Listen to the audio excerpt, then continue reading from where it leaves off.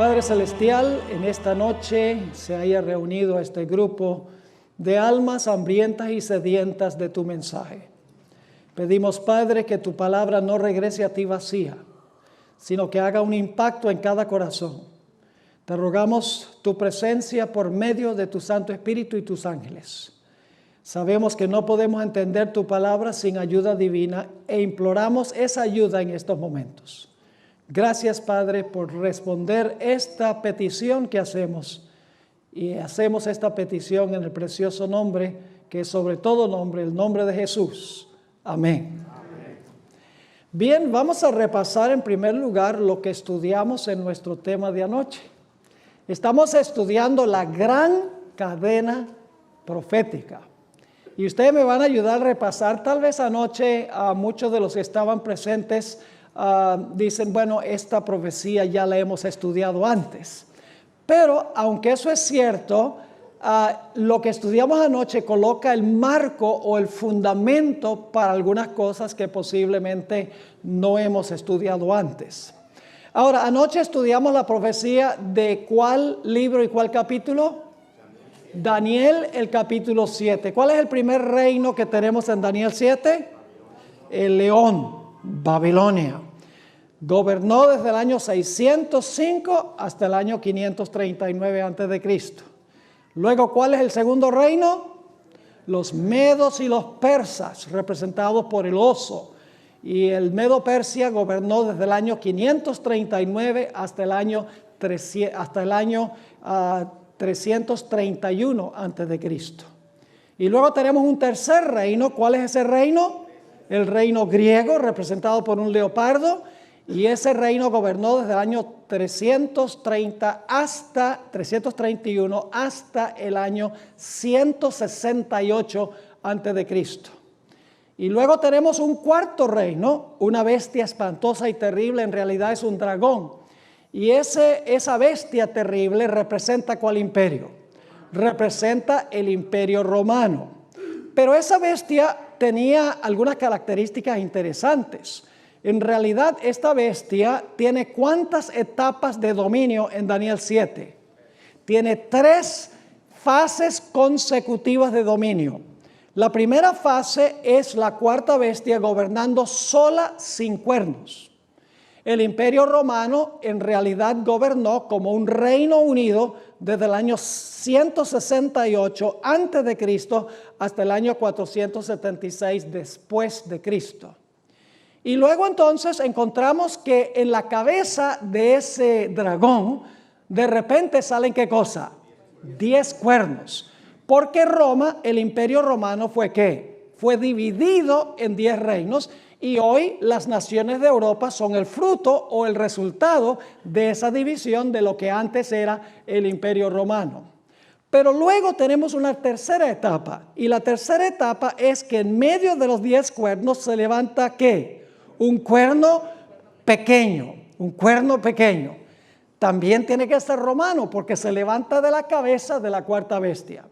Y vimos que este cuerno pequeño tiene 7 características, hay más, pero mencioné 7 características que nos ayuda a identificar qué representa el cuerno pequeño.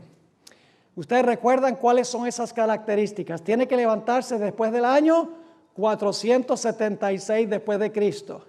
Tiene que levantarse en Europa Occidental, específicamente ¿dónde? En Roma. En tercer lugar, tiene que haber arrancado ¿cuántos de los cuernos? Tiene que haber arrancado 3 de esos reinos. Y luego las últimas 4 características están en Daniel 7:25. Dice, en primer lugar, que este cuerno pequeño iba a hablar ¿qué cosa? Blasfemias contra el Altísimo. ¿Qué es blasfemia según definimos? La Biblia dice que blasfemia es cuando un mero hombre dice que puede perdonar pecados y cuando un mero hombre dice que es el representante de Dios, ¿dónde? En la tierra. Y luego encontramos que dice que este cuerno pequeño iba a perseguir a los santos del Altísimo. Iba a ser un sistema que iba a perseguir a los fieles de Dios. Luego nos dimos cuenta que iba a ser un sistema que pensaría cambiar inclusive ¿qué cosa? La santa ley de Dios. y que iba a gobernar ¿por cuánto tiempo? Por tiempo, tiempos y la mitad de un tiempo.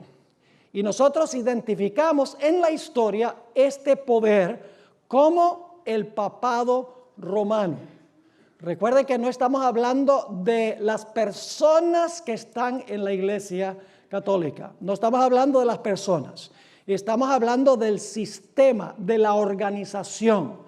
Como les mencionaba, hay mucha gente sincera que ama a Dios dentro de este sistema.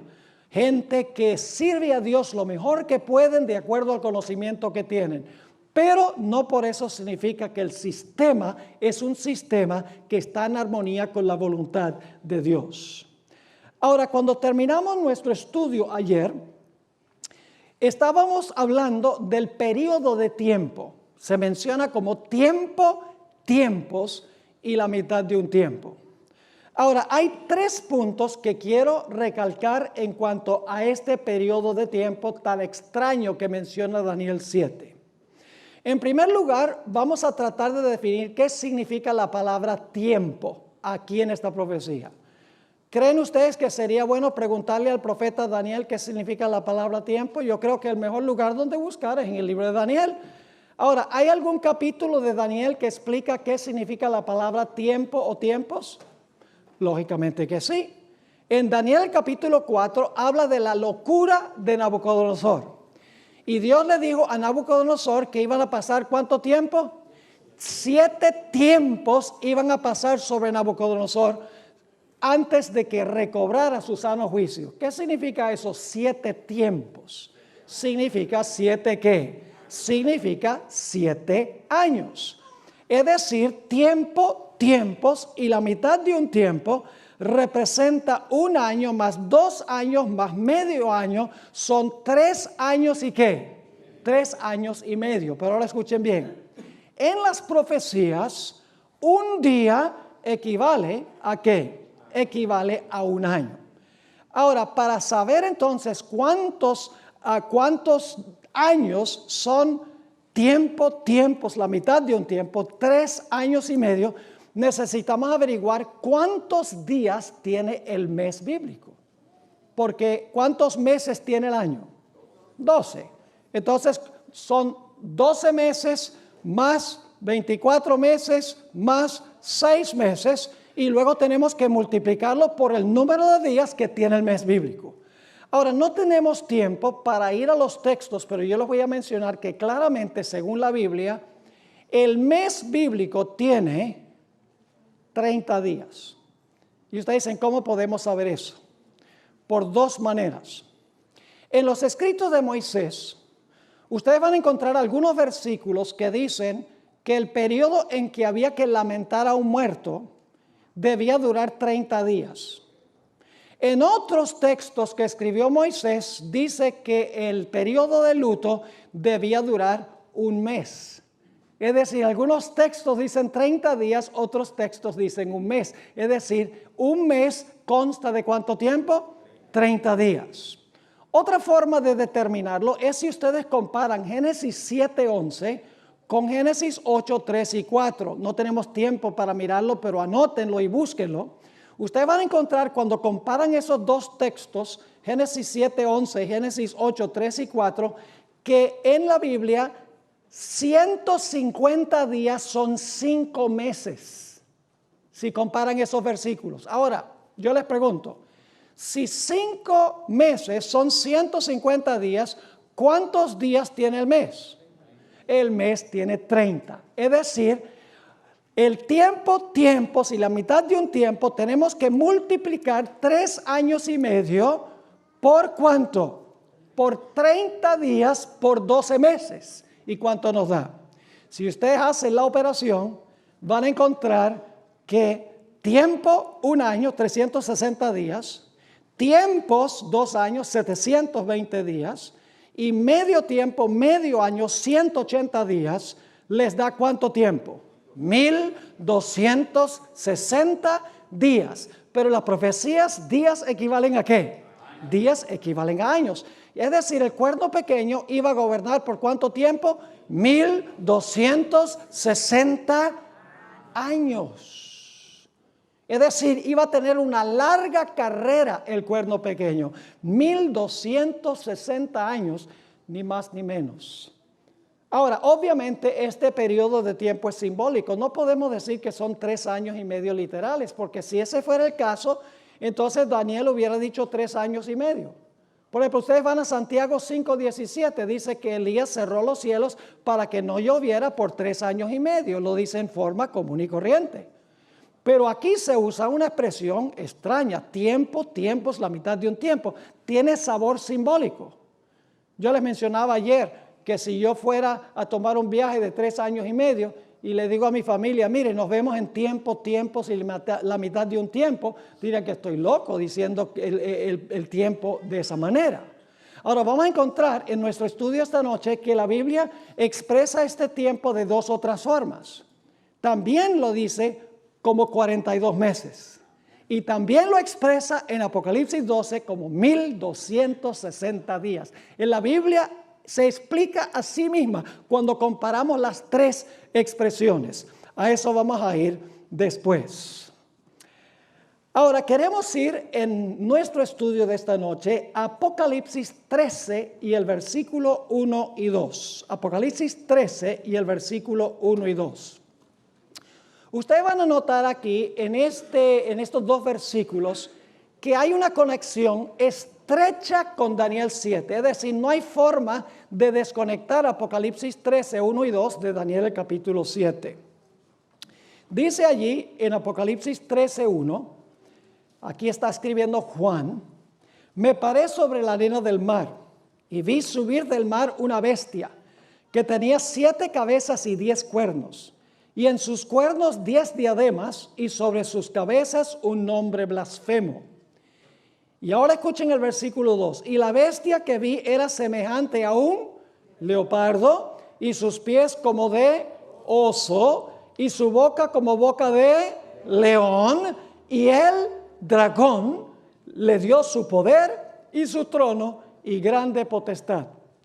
Yo pregunto, ¿cuántas bestias se mencionan en Apocalipsis 13 y el versículo 2? 4. ¿Hay un león allí? Sí. ¿Hay un oso allí? ¿Hay un leopardo allí? ¿Hay un dragón espantoso y terrible allí? Sí. Y si leen Apocalipsis 12 van a encontrar que el dragón tiene 10 cuernos. Igual que en Daniel el capítulo 7. Sabemos entonces que hay una conexión entre Daniel 7 y Apocalipsis 13 y el versículo 1 y 2. Ahora, lo que queremos hacer es notar que hay 3 maneras en el libro de Apocalipsis de entender que el cuerno pequeño representa lo mismo que la bestia. Ese es el punto que quiero que notemos ahora. El cuerno pequeño representa lo mismo que ¿qué? Representa lo mismo que la bestia de Apocalipsis 13. 3 maneras vamos a determinar eso. En primer lugar, la bestia se encuentra en el mismo punto de la secuencia que el cuerno pequeño. Vamos a repasar. Tenemos en Daniel 7, león, oso, leopardo, dragón, 10 cuernos y cuerno pequeño. En Apocalipsis 13, 1 y 2 tenemos león, oso, leopardo, dragón, 10 cuernos y bestia. ¿Notaron que el cuerno pequeño y la bestia están en el mismo lugar de la secuencia? León, oso, leopardo, dragón, 10 cuernos, cuerno pequeño. León, oso, leopardo, dragón, 10 cuernos, bestia. Por la secuencia sabemos que el cuerno pequeño representa lo mismo que ¿qué? Representa lo mismo que la bestia. Ahora, hay una segunda forma en que podemos saber que el cuerno pequeño y la bestia representan el mismo poder. Y es porque la bestia desempeña las mismas acciones que el cuerno pequeño. Vamos a Apocalipsis 13 y vamos a leer el versículo 7. Apocalipsis 13 y el versículo 7. Dice, y se le permitió hacer guerra contra los santos y vencerlos. Y también se le dio autoridad sobre toda tribu, pueblo, lengua y nación. Yo pregunto, ¿en Daniel 7 el cuerno pequeño perseguía a los santos del Altísimo? Sí, y aquí dice que la bestia también, ¿qué? Persigue a los santos del Altísimo. Ahora, noten Apocalipsis 13 y el versículo 5. Apocalipsis 13 y el versículo 5. Dice en cuanto a la bestia, también se le dio boca que hablaba grandes cosas y ¿qué? Blasfemias. ¿El cuerno pequeño hablaba grandes cosas y blasfemias? ¿Cómo no? La bestia hace lo mismo que el cuerno pequeño. Sabemos entonces, en primer lugar, que la bestia es lo mismo que el cuerno pequeño porque está en el mismo lugar de la secuencia. En segundo lugar, porque la bestia desempeña las mismas acciones del cuerno pequeño. Pero hay una tercera forma en que podemos saber que la bestia representa lo mismo que el cuerno pequeño. Y es porque la bestia gobierna por el mismo periodo de tiempo que el cuerno pequeño. Noten Apocalipsis 13 y el versículo 5 nuevamente. También se le dio boca que hablaba grandes cosas y blasfemias, y se le dio autoridad para actuar ¿cuánto tiempo? Para actuar 42 meses. Y alguno dirá, pero eso no es tiempo es la mitad de un tiempo, 42 meses. Son dos periodos de tiempo distintos, no son distintos. Yo pregunto, si ustedes multiplican 42 meses por 30 días, cada mes, ¿cuánto les da? 1260. ¿Me están entendiendo? Y en Apocalipsis 12, que es una profecía que no vamos a estudiar esta noche, dice que la mujer que representa a la iglesia, los fieles de Dios, huyó al desierto perseguida por el dragón por 1260 días, o sea, años. Es decir, la tercera forma en que podemos saber que el cuerno pequeño y la bestia representan el mismo poder es porque gobiernan durante el mismo periodo de tiempo, 1260 años. Tres formas. Número uno, en el mismo lugar de la secuencia. Número dos, desempeñan las mismas acciones. Número tres, gobiernan durante el mismo periodo de tiempo. ¿Está claro ese punto? Ahora, necesito explicarles otra cosa muy importante que necesitamos comprender para entender esta profecía de esta noche. En Daniel 7 se mencionan solamente 3 etapas del cuerno pequeño. Pero en Apocalipsis el capítulo 13 se agrega otra etapa. Hay una cuarta etapa de la cuarta bestia en Apocalipsis 13 que no está explícitamente en Daniel el capítulo 7. Ahora, dice la Biblia que el cuerno pequeño o la bestia iba a gobernar por 1260 años. Y claro, necesitamos preguntarnos cuándo comienzan los 1260 años y cuándo terminan los 1260 años. Bueno, ya vimos que los tiempos y la mitad de un tiempo comienzan en el año 538. Así que lo único que tenemos que hacer es ir hacia adelante desde el año 538, 1260 años más adelante, y si ustedes hacen eso, llegan al año 1798 y nos preguntamos, ¿será que en 1798 le pasó algo a este poder que le quitó su señorío y su dominio? ¿Cuánto tiempo iba a gobernar el cuerno pequeño la bestia? 1260 ¿qué? Años. Entonces yo pregunto, cuando terminaron los 1260 años, ¿debe haber perdido su dominio? Lógico, porque si hubiera gobernado más que eso, entonces hubiera gobernado más que 1260 años. Es decir, cuando terminaron los 1260 años, el cuerno pequeño o el papado de alguna manera iba a perder su ¿qué? Iba a perder su dominio o su señorío. Y la pregunta clave es, ¿sucedió eso con Roma papal en 1798? Vamos a Apocalipsis, el capítulo 13 y el versículo 10. Apocalipsis, el capítulo 13 y el versículo 10. Aquí está hablando de la bestia y dice, si alguno lleva en cautividad, va en cautividad. Si alguno mata a espada debe ser ¿qué? Muerto. Aquí está la paciencia y la fe de los santos. Ahora yo pregunto, ¿con qué era que mataba la bestia según esta profecía? La profecía dice que la bestia mataba ¿con qué? Con la espada. Pero la espada que usaba la bestia para matar, dice la Biblia que le iba a dar ¿qué cosa? Le iba a dar a este sistema su herida mortal. Por lo tanto, necesitamos entender qué representa la espada. Porque si la bestia usaba la espada para matar, y la misma espada que usaba para matar es la espada que le dio la herida mortal cuando terminaron los 1260 años, necesitamos entender qué es la espada que usaba el papado para matar y la espada que le dio la herida mortal a este sistema. Ahora, muchas veces cuando yo le pregunto a la gente, ¿qué representa la espada que le dio la herida mortal a la bestia al terminar los 1260 años? La gente responde, bueno, la espada representa la Biblia, representa la palabra de Dios. Es cierto que la espada en la Biblia simboliza la palabra de Dios. Vamos a leer ese versículo en Efesios 6:17. Efesios el capítulo 6 y el versículo 17. Dice el apóstol Pablo, y tomad el yelmo de la salvación y la espada del Espíritu, que es ¿qué cosa?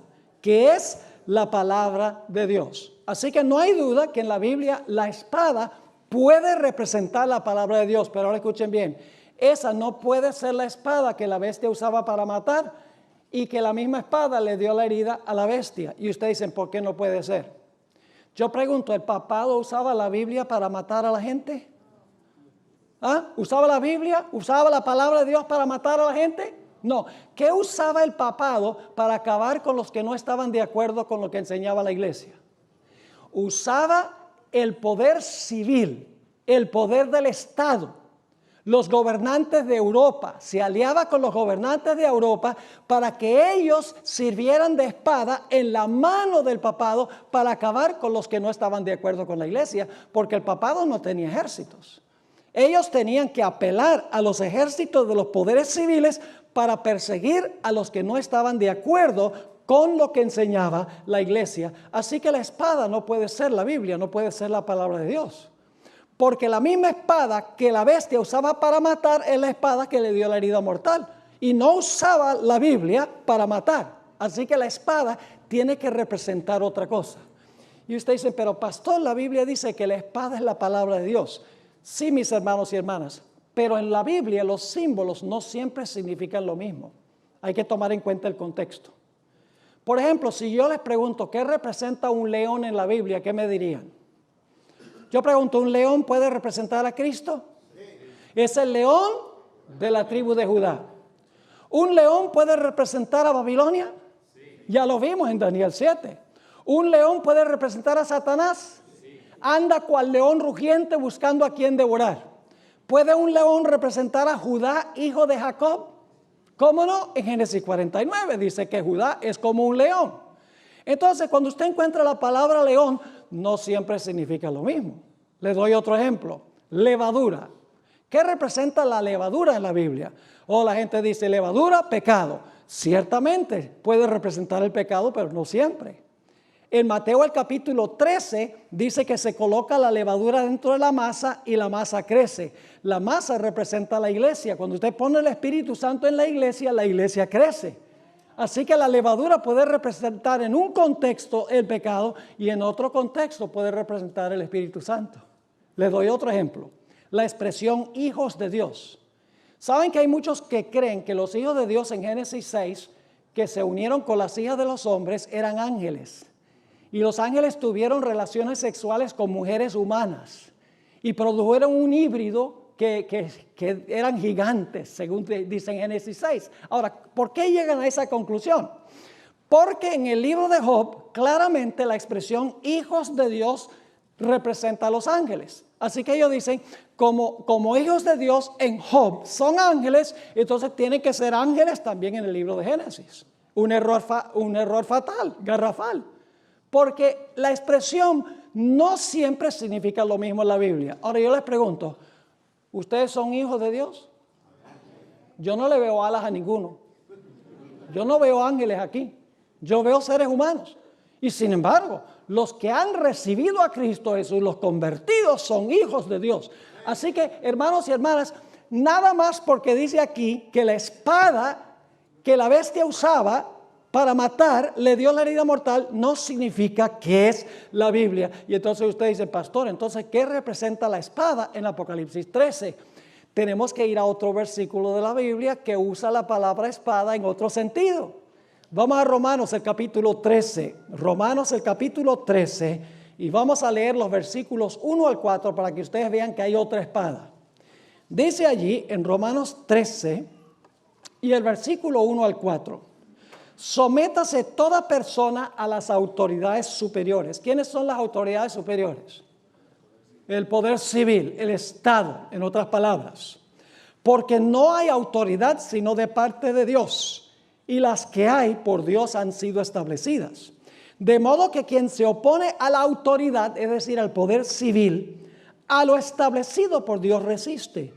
Y los que resisten acarrean condenación para sí mismos. Porque los magistrados, ahí está clarito que está hablando de los poderes civiles, porque los magistrados no están para infundir temor al que hace el bien, sino al malo. Es decir, usted no tiene que tenerle miedo a la policía si usted se porta bien. Sigue diciendo en el versículo 3, porque los magistrados no están para infundir temor al que hace el bien, sino al malo. ¿Quieres pues no temer la autoridad? ¿Quieres no tenerle miedo al poder civil, a la policía? Dice, haz lo bueno y tendrás alabanza de ella, porque es servidor de Dios para tu bien. Pero si haces lo malo, ahora escuchen bien, teme, porque no en vano ¿qué? Lleva la espada, pues es servidor de Dios, vengador para castigar al que hace lo malo. ¿Quién tiene también una espada? El poder civil también tiene una espada. ¿Saben cómo usa la espada el poder civil? Por ejemplo, si una persona viene y le roba a usted y el gobierno lo agarra, ¿el gobierno usa la espada para castigarlo? ¿Le pone una penalidad civil? Claro, lo van a echar a la cárcel. Si una persona, por ejemplo, mata a otra persona, ¿el poder civil usa el poder de la espada para castigar a esa persona? Sí. La espada significa que el poder civil usa el Código Civil para castigar a los que violan las leyes civiles del país. Porque la razón de la existencia del poder civil es para proteger a los padres de hijos abusivos, es para proteger la vida, es para proteger el matrimonio, es para proteger la propiedad, es para proteger la reputación, es decir, es para preservar el orden civil. Y cuando la gente desobedece el orden civil, el poder civil usa la espada para castigar al que viola el Código Civil. Así que la iglesia tiene su espada. La palabra de Dios, yo la estoy usando ahora. Estoy usando la espada ahora, ¿saben? Porque estoy predicando. La iglesia usa la espada predicando. Es como una espada de dos filos que cuando se predica penetra hasta el alma, hasta el corazón y convierte al ser humano. Pero la espada del poder civil no le fue dada a la iglesia. Le fue dada la Biblia a la iglesia. El poder civil usa su espada para castigar violaciones del Código Civil. Ahora, ¿qué pasó en 1798? 1798, el general Berthier, general de las tropas de Napoleón Bonaparte, entró en la Ciudad del Vaticano. Era la culminación de la Revolución Francesa. Entró a la Capilla Sistina, a donde el Papa Pío VI estaba celebrando el aniversario de su coronación como Papa. Entró allí a la Capilla Sistina, donde estaba el Papa con todos los cardenales, subió a donde estaba sentado, lo bajó de su trono, le quitó la tiara, la triple corona, le quitó el bastón pastoril y le dijo, tu poder ha terminado. Y el Papa Pío VI fue llevado cautivo a Francia, a donde murió en exilio. Eso ustedes lo pueden chequear si van a Google o si van a cualquier enciclopedia, van a encontrar que eso pasó en febrero de 1798. ¿Qué había usado el papado para perseguir a la gente hasta ese punto? Había usado la espada del poder civil para castigar violaciones religiosas. El poder civil no puede castigar violaciones de la religión, solo puede castigar violaciones del Código Civil. Pero el papado había usado la espada del poder civil para castigar a los que no estaban de acuerdo con la iglesia. Y en 1798 encontramos que el gobierno francés dice: no más vamos a prestar el poder civil para cumplir lo que quiere la iglesia. Esa es la herida mortal que se le dio al papado. Se le quitó la espada del poder civil con la cual perseguía a la gente durante los 1260 años. Ahora, no significa la herida mortal que la Iglesia Católica dejó de funcionar. Porque es que no es la Iglesia Católica la que recibió la herida mortal, es el papado, la unión de la Iglesia con el Estado. Eso es lo que significa papado.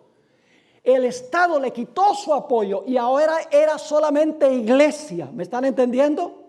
La Iglesia Católica siguió bautizando bebés. La Iglesia Católica siguió la gente yendo a la misa. La gente siguió confesando sus pecados al sacerdote. Las iglesias permanecieron abiertas. Pero se le había quitado la capacidad de usar el poder civil para cumplir sus propósitos. ¿Me están entendiendo lo que es la herida mortal? Amén. Pero hay más. En Apocalipsis 13 no solamente dice que la espada que usaba el papado para perseguir, se le iba a quitar la espada y la espada se iba a volcar en contra de este sistema, sino que nos dice que este sistema también iba a ser llevado ¿qué? Cautivo. El que lleva en cautividad, ¿qué pasa? Va en cautividad. ¿Y ustedes qué significa eso? Va en cautividad. ¿En qué sentido se cumplió eso en 1798? Escuchen bien lo que les voy a decir.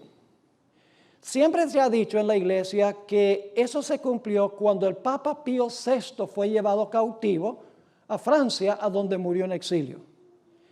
Ahora, yo no digo que eso no sea una porción del cumplimiento de esta profecía, pero escuchen bien, no es un papa específico que recibió la herida mortal, fue todo el sistema, fue la bestia que gobernó 1260 años que recibió la herida mortal y que fue en cautiverio. Ahora, ¿ustedes qué significa eso? Que este poder fue cautivo. Este poder que cautivaba a la gente, encarcelaba a la gente, ahora iba a ir en cautiverio. Les voy a explicar.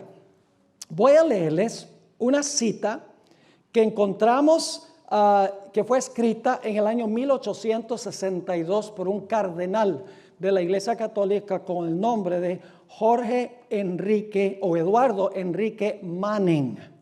El nombre del libro es El poder temporal del vicario de Jesucristo y se encuentra en realidad en el prefacio se encuentra esta cita y luego les voy a leer otra que se encuentra en la página 11 a la página 13. Fíjense lo que él dijo. Cuando los bárbaros invadieron el Imperio Romano, ustedes recuerdan que los bárbaros vinieron del norte, se parcelaron lo que había sido el imperio, lo fragmentaron, lo dividieron. Dice el cardenal Manning que los pontífices se hallaron solos, porque el emperador del occidente se había ido a Constantinopla y dejó el trono vacante. El último emperador fue depuesto en el año 476, ya no había emperador.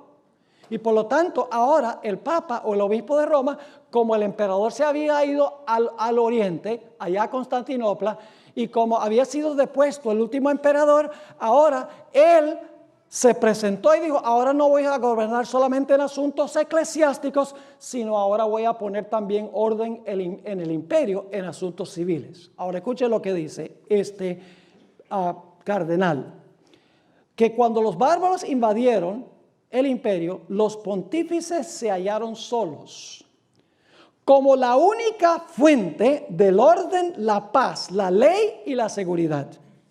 Y desde la hora de esta liberación providencial, fíjense qué interesante la terminología, que los obispos de Roma fueron ahora ¿qué? Fueron librados.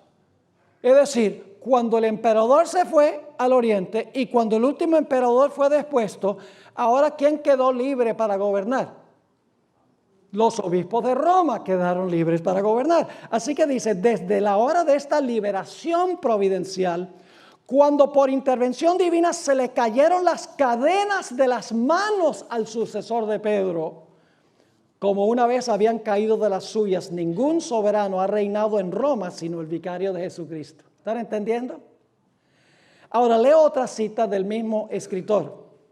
El papado esperó hasta el momento propicio en que Dios rompiera sus ataduras y lo librara de la sujeción a los poderes civiles. ¿Escucharon esa cita? La voy a leer de nuevo. El papado esperó hasta el momento propicio en que Dios rompiera sus ataduras y lo librara de la sujeción a los poderes civiles. Es decir, los poderes civiles no gobiernan más. Y por lo tanto, ahora, ¿quién puede ascender al trono para gobernar? El obispo de Roma.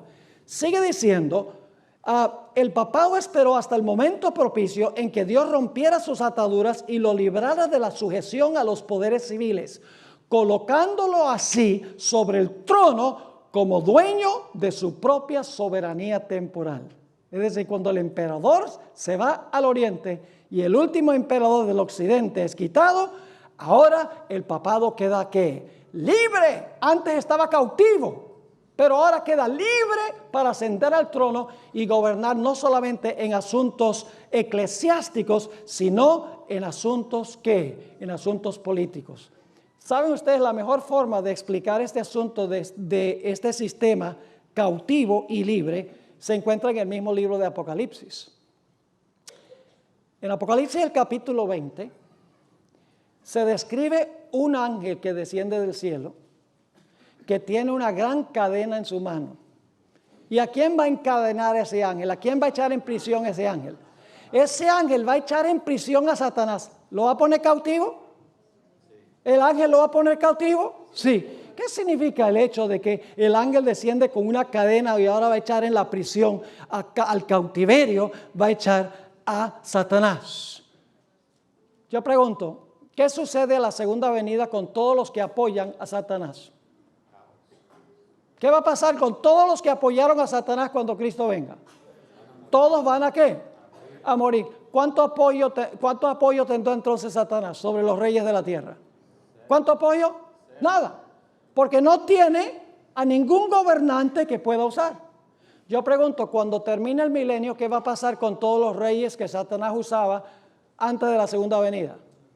Todos los reyes van a resucitar. Los otros muertos, dice la Biblia, resucitan. Y entonces, ¿ahora qué pasa con Satanás? Cuando ahora nuevamente tiene los reyes que puede usar, ¿qué sucede? Ahora dice que Satanás es suelto de su prisión.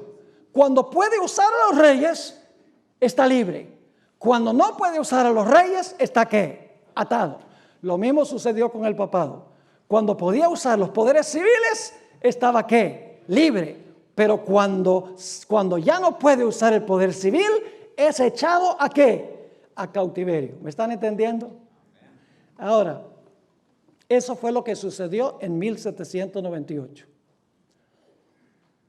Y ahí concluye la historia del papado, ¿verdad? Ahí se acabó para siempre. No. Aquí es que viene la cuarta etapa. La primera etapa es el dragón solo. La segunda etapa, el dragón con los 10 cuernos. Roma se dividió. La tercera etapa es el cuerno pequeño gobernando 1260 años. Al final de los 1260 años, exactamente al final de los años, esta bestia o el cuerno pequeño recibe una herida mortal.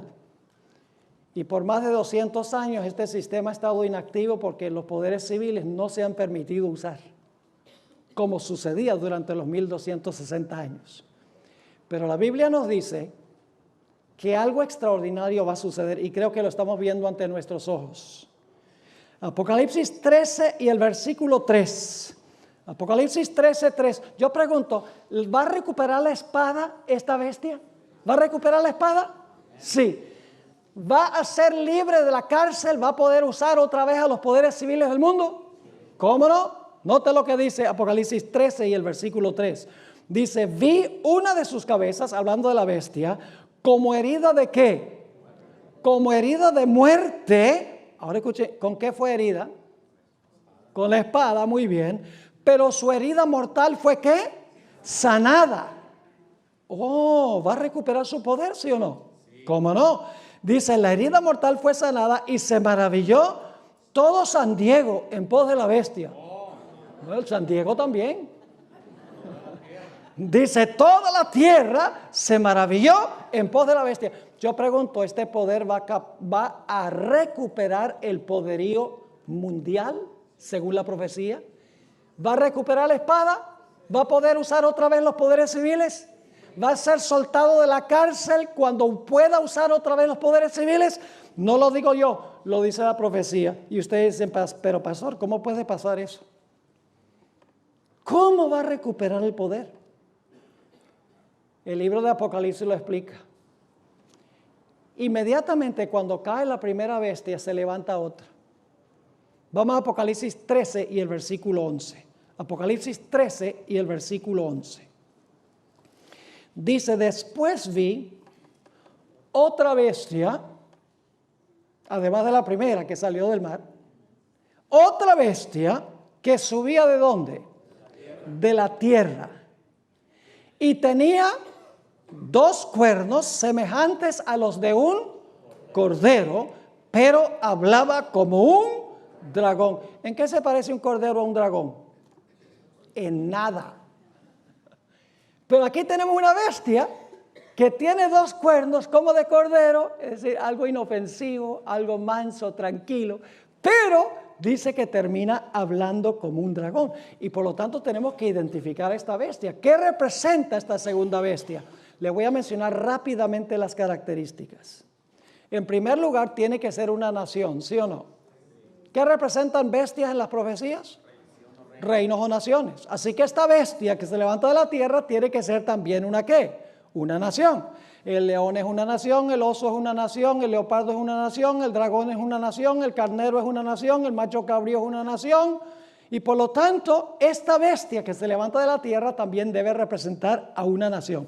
Primera característica, tiene que ser una nación. Segunda característica, tiene que levantarse más o menos al mismo tiempo que cae la primera bestia. Porque dice otra vez el versículo 3, dice, vi una de sus cabezas como herida de muerte, su herida mortal fue sanada. Y entonces si van al versículo 10, dice, ¿qué cosa? En el versículo 10, dice, el que lleva en cautividad, va en cautividad, el que mata con la espada, es necesario que sea muerto con la espada. Y luego dice, después vi otra bestia levantarse de la tierra. ¿Cuándo se levanta entonces la bestia de la tierra? Después que la primera bestia, ¿qué? Recibe su herida mortal y va en cautiverio. Porque el versículo 10 dice que la bestia es llevada cautiva, recibe su herida mortal con la espada y luego dice, después vi a otra bestia que se levantó de la tierra. Tiene que ser una nación que se levanta alrededor del tiempo cuando la primera bestia recibió su herida mortal. Ahora escuchen bien, esta nación no puede ser asiática ni europea. Y usted dice, ¿por qué no puede ser asiática ni europea? Muy sencillo. ¿De dónde se levantaron las primeras 4 bestias? Del mar. Las primeras 2 bestias eran poderes asiáticos. Babilonia y Medo-Persia están en Asia. Los siguientes 2 reinos, el leopardo y el dragón, son poderes europeos. Es decir, la profecía se mueve del oriente hacia el occidente. Entonces esta bestia no puede levantarse ni en Asia ni en Europa, porque si se levantara allí, tendría que decir que se levantó ¿de dónde? Del mar, como las primeras bestias. Pero no se levanta del mar, se levanta de la tierra en otro sitio que no es Asia ni Europa. ¿Están conmigo? Y yo pregunto, ¿qué queda al occidente de Europa? No me digan el océano Atlántico, por favor.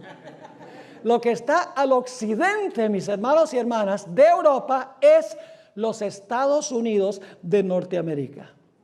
Además de eso, tiene que ser una superpotencia política porque va a mandar a todos a adorar a la primera bestia. Para eso tiene que tener poderío político mundial. En segundo lugar, tiene que ser una potencia económica porque va a prohibir comprar y vender. En tercer lugar, tiene que ser una superpotencia militar, porque inclusive va a emitir un decreto de muerte contra los que no adoren a la bestia y la imagen de la bestia.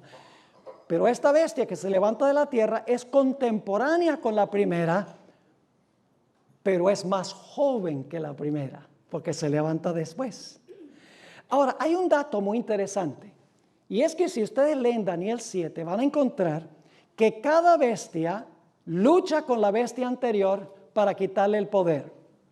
El oso acaba con el león, el leopardo acaba con el oso, el dragón acaba con el leopardo. Pero en esta profecía, esta segunda bestia de la tierra, lo que va a hacer es ayudar a la primera bestia a recuperar el poder que perdió.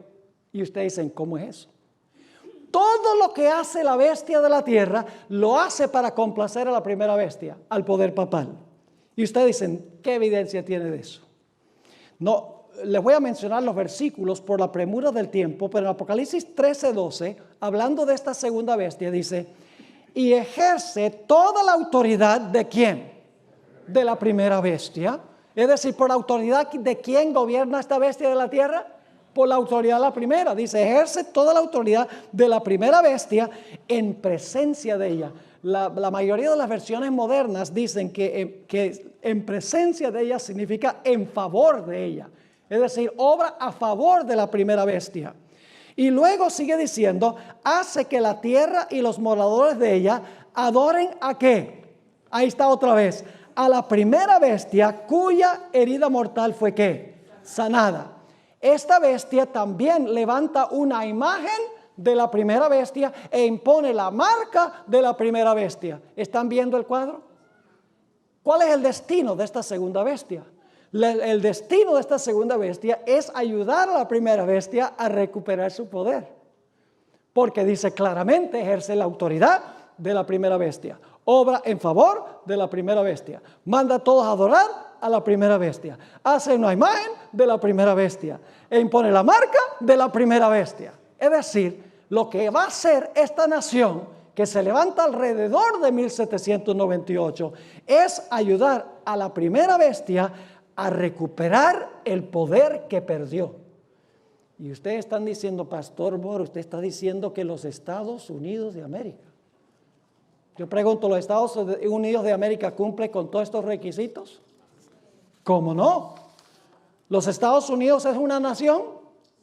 ¿Se levanta alrededor del año 1798? Sí. ¿Se levantó en Asia o en Europa?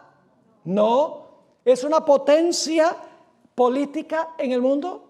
¿Es una potencia militar en el mundo? ¿Es una potencia económica en el mundo? ¿Es una nación contemporánea con la primera bestia, con el papado, al mismo tiempo, pero más joven? Entonces, esta nación lo que va a hacer es ayudarle al papado a recuperar el poder que perdió. Ahora, vamos a ver qué representan los dos cuernos como de cordero. Ahora, no se pierdan mañana en la noche porque vamos a comprobar lo que dice la Biblia estudiando la historia de los Estados Unidos. Va a ser algo fascinante. Voy a citar a cosas que dijeron los fundadores de esta nación. Vamos a leer citas de George Washington, de Thomas Jefferson, de James Madison, de Juan Adams, de Benjamin Franklin.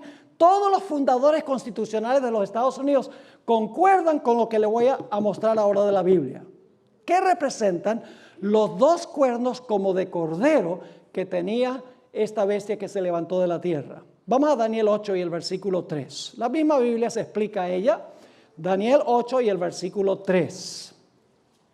Aquí nos describe una bestia muy interesante, un carnero que ya vimos que representa el reino de los medos y los persas. Dice allí en Daniel 8 y el versículo 3. Alcé los ojos y miré y he aquí un carnero. ¿Cuántas bestias eran? Una sola bestia, un carnero. Que estaba delante del río y tenía ¿qué cosa? Dos cuernos. Y aunque los cuernos eran altos, uno era más alto que el otro y el más alto creció ¿qué? Después. Es decir, tenemos una sola bestia, un carnero, pero ese carnero tiene ¿cuántos cuernos? Dos cuernos. Ahora, ¿qué representa el carnero y qué representan los dos cuernos? Vamos a Daniel 8:20, a donde se explica qué representa el carnero y qué representan los dos cuernos. Dice en Daniel 8:20, en cuanto al carnero que viste, que tenía dos cuernos, estos son los que son los reyes de Media y de Persia. Dos reinos en una sola nación. Porque los medos eran una nación y los persas eran otro reino, pero estaban juntos en una misma ¿qué? En una misma nación. Un carnero, dos cuernos. Es decir, una nación que se componía de dos ¿qué? De dos reinos. Entonces yo pregunto, esta bestia que tiene dos cuernos como de cordero debe representar una sola nación, porque es una sola bestia, pero una nación que reconoce cuántos reinos, que tiene cuántos reinos. Tiene dos reinos. Y ustedes dicen, bueno, ¿y los Estados Unidos se compone de dos reinos? Sí, señor, mis hermanos y hermanas. Y mañana les va a quedar más claro todavía. Usted dice, ¿cuáles son los dos reinos que hay en los Estados Unidos que reconoce la Constitución de los Estados Unidos? Mis hermanos y hermanas, es el reino de la iglesia y el reino del Estado. Son los dos reinos que reconoció Jesús. Yo pregunto, ¿cuántos reinos reconoció Cristo Jesús? Vamos a Mateo, el capítulo 22, 19 al 21. Recuerda que son dos cuernos como de cordero. ¿Qué representa el cordero? En la Biblia, ¿qué representa el cordero? A Cristo Jesús. 29 veces se usa la palabra cordero en el libro de Apocalipsis y siempre se aplica a Cristo Jesús. Es decir, deben ser los dos reinos que reconoció ¿quién? Cristo, el Cordero de Dios. Ahora, ¿cuáles fueron los dos reinos que reconoció Jesús? Mateo 22, 19 al 21, viene y le dicen a Jesús, ¿debemos pagar impuestos, sí o no? Jesús sabía que si contestaba sí, estaba en problemas, y contestaba no también. Lo querían poner entre la espada y la pared, y por lo tanto Jesús dio una respuesta evasiva. Les pidió que les mostrara una moneda. Noten lo que dice el versículo 19, mostradme la moneda del tributo. Y ellos le presentaron un denario. Entonces les dijo, ¿de quién es esta imagen? Es decir, la cara de quién está aquí. Y la inscripción, el nombre de quién está en esta moneda. Le dijeron de César y les dijo, dad pues a César lo que es de César y a Dios lo que es de Dios. ¿Cuántos reinos reconoció Jesús, el Cordero de Dios? Jesús, el Cordero, reconoció dos reinos. El de César y el de Dios. El de César sería el poder ¿qué? Civil. Y el de Dios, ¿cuál es el reino de Dios en la tierra? La iglesia. Jesús le dijo a Pedro, tú eres Pedro, sobre esta roca edificaré mi iglesia y te daré las llaves del reino. La iglesia es un reino, es el reino espiritual, mientras que el reino de César es el reino temporal para gobernar en asuntos civiles. Ahora, ¿ustedes creen que el gobierno de los Estados Unidos podría decirle a la iglesia de Broadway, mire, por favor, dennos el 50% de los diezmos? ¿A quién le pertenece el diezmo? Entonces, ¿el poder civil puede exigir que se le dé los diezmos de Dios? No. Pero yo pregunto, la iglesia de Broadway, si tuviera problemas económicos, le dice a César, mira César, danos de los taxes para ayudarnos con nuestras deudas en la iglesia. Tampoco. Cada uno de los reinos tiene una obligación financiera. La iglesia se maneja como iglesia y el Estado se maneja como Estado. Y cada una tiene su espada. La iglesia tiene esta espada y el poder civil tiene la espada para castigar violaciones del Código Civil. ¿Me están entendiendo lo que estoy diciendo? Satanás quería que Jesús tomara las riendas del poder civil. Desde el monte de la tentación le dijo, todos los reinos te los doy. Jesús dijo, nada, mi reino no es de aquí. Algún día, cuando yo regrese, van a ser míos. Y voy a ser un rey temporal, pero ahora no. Ustedes recuerdan que una vez Jesús se encontró con Pilato en el aposento privado de Pilato. Y Pilato le preguntó, ¿eres tú un rey? ¿Y qué le contestó Jesús? Juan 18:36. Respondió Jesús, mi reino no es de este mundo. ¿Cuántos reinos reconoció Jesús? Dos. El de él y el de este mundo. Mi reino no es de este mundo. Si mi reino fuera de este mundo, mis servidores ¿qué? Pelearían. ¿Con qué pelearían? Con la espada, muy bien, para que yo no fuera entregado a los judíos, pero mi reino no es de aquí. ¿Cuántos reinos reconoció Jesús? Dos, el de él y el de César, el poder civil y el poder religioso, no juntos, sino separados. ¿Y saben qué llevó a la muerte a Cristo? Los judíos como iglesia no podían matar a Jesús. Ellos le dijeron a Pedro, le dijeron a Pilato, nosotros no podemos dar muerte a nadie. Pilato, para que este hombre muera, tú, el gobernante civil, tiene que servirte de espada en nuestras manos para matarlo. Jesús fue muerto por una unión entre la iglesia apóstata y el poder civil. Y así pasó durante los 1260 años, mis queridos hermanos y amigos. Durante los 1260 años, el papado no tiene ejércitos, sí tiene una guardia suiza, pero no tiene ejércitos. Entonces, ¿cómo es que tiene tanto poder? Tiene tanto poder porque ha podido a través de su historia, como un Estado, usar los poderes civiles del mundo para castigar a los que no están de acuerdo con las doctrinas y las prácticas de la iglesia. Lo único es que en los últimos 200 y algo de años no ha podido hacerlo porque los poderes civiles se han despojado de este sistema y no han permitido que el sistema se les monte encima. Pero las cosas están cambiando. Si ustedes pudieran ver el discurso que dio el Papa en las Naciones Unidas, 133 naciones se pararon y le aplaudieron incansablemente por el discurso que dio allá en las Naciones Unidas en septiembre del año pasado. Los discípulos de Jesús querían que Jesús tomara las riendas del poder civil. Cuando Jesús pidió permiso para pasar por algunas aldeas samaritanas, los samaritanos dijeron, no queremos que Jesús pase por nuestras aldeas. Y Santiago y Juan, los hijos del trueno, dijeron, Señor, ¿quieres que llamemos fuego del cielo para quemar a esa gente? Esa era la actitud del papado. El papado quemaba, incineraba a los que no estaban de acuerdo con la iglesia. Jesús, que le dijo, oye, esa idea está muy buena, le dijo. No le dijo Jesús eso. Le dijo, ustedes no saben de qué espíritu son. Yo no he venido a destruir las vidas de los hombres, he venido a salvar a los seres humanos. Y ustedes recuerdan cuando Jesús fue arrestado en el huerto de Getsemaní y fue arrestado por una guardia de la iglesia. Todavía no había entrado en perspectiva el poder civil. Era una guardia del templo que vino a arrestar a Jesús. La Biblia dice que Pedro sacó una espada y le metió un zarpazo al siervo del sumo sacerdote y le cortó una oreja. Y créame, no estaba tirando a cortarle la oreja, le quería quitar la cabeza, pero le falló la puntería porque era pescador y no soldado. ¿Y qué le dijo Jesús? Bien hecho, Pedro. Y le dijo a los otros apóstoles, y ustedes cobardes, ¿por qué no defienden mi reino también? Eso fue lo que dijo. Escuchen las palabras. Jesús le dijo, guarda esa espada en su lugar, porque el que mata a espada debe ser muerto. Eso lo leímos en Apocalipsis 13, ¿sí o no? Ajá, lo leímos en Apocalipsis. Eso ilustra Apocalipsis 13, cuando se usa la espada del poder civil para perseguir a los que no están de acuerdo con las enseñanzas de la iglesia. ¿Les está quedando claro esto? ¿A qué vino entonces Jesús? Jesús vino a establecer su reino en el corazón humano. ¿Saben que es la única manera de que la sociedad cambie? Es implantando los principios del reino de Cristo en el corazón. Usted puede hacer muchas más cárceles y puede hacer muchas más leyes y no va a cambiar la sociedad. Porque las cárceles están a reventar. Y ustedes lo saben bien.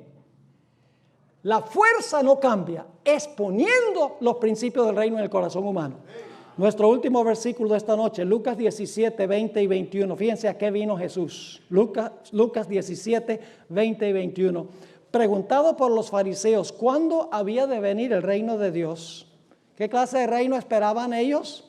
Los fariseos, que se sentara en el trono y acabara con todos los que no estaban de acuerdo con la religión judía. Les respondió y dijo, el reino de Dios no vendrá con advertencia, es decir, el reino de Dios no vendrá con una exhibición de poder, ni dirán, helo aquí o helo allí, porque he aquí, el reino de Dios está, la mejor traducción es, el reino de Dios está en vosotros. Algunas versiones dicen entre vosotros, pero una mejor traducción es, el reino de Dios está ¿dónde? El reino de Dios está en vosotros. Repasemos entonces la cadena profética para terminar. ¿Vieron la cadena? ¿Hay alguna interrupción en la cadena? ¿O están todos los eslabones junticos? Babilonia, Medo-Persia, Grecia, el Imperio Romano, la división del Imperio Romano, Roma papal, La herida mortal, 1798. Se levanta los Estados Unidos. Hay una era en que la iglesia está separada del Estado. ¿Cuál es el último paso? Cuando a la bestia se le sana la herida mortal, se le devuelva la espada y se le suelte de la cárcel. Y entonces será, sálvese quien pueda. No, que lo salve Dios. Porque solamente en las manos de Dios el pueblo de Dios será salvo en ese tiempo. Porque se va a repetir la persecución no solo en Europa, sino a nivel global. Este poder va a dominar de nuevo. ¿Les quedó claro lo que estudiamos? Ahora, ustedes estarán diciendo, bueno, esos dos cuernos como de cordero, ¿cómo sabemos que eso representa libertad civil y religiosa, separación de iglesia y Estado? Lo único que tenemos que hacer es mirar la época cuando fue fundada los Estados Unidos. Y eso lo vamos a hacer mañana. Vamos a leer una serie de citas. Yo les voy a dar, como no podemos poner en pantalla por la producción, yo les voy a imprimir estas citas para que ustedes puedan leerlas conmigo y las puedan llevar a su casa. Todos los fundadores de los Estados Unidos en la época constitucional enseñaron que esta nación iba a ser diferente a todas las demás naciones que existieron durante la historia, en el sentido de que en esta nación iba a permitirse la existencia lado a lado de dos reinos, cada reino funcionando en su esfera sin un reino interferir con el otro, la iglesia y el Estado separados. Eso enseñaron los fundadores de los Estados Unidos y comprueba que la interpretación de los dos cuernos es absolutamente correcta. Así que no se pierdan el próximo emocionante episodio, mañana en la noche. Oremos. Padre Celestial, te damos gracias por estas profecías maravillosas. Estamos viviendo, Señor, en el umbral del cumplimiento final de esta cadena. Pronto tendremos que subsistir solos en nuestra relación contigo. Tendremos que pararnos a riesgo de perder todo, inclusive la vida. Te ruego, Señor, que bendigas a cada persona reunida acá, que hagamos una entrega sin reservas al Señor Jesús. Que no haya nadie ni nada en este mundo que nos aparte de nuestra relación con nuestro querido Jesús. Gracias te damos, Padre, por habernos acompañado, por escuchar nuestra oración, porque te lo imploramos en el precioso nombre de Cristo, nuestro Salvador. Amén. Amén.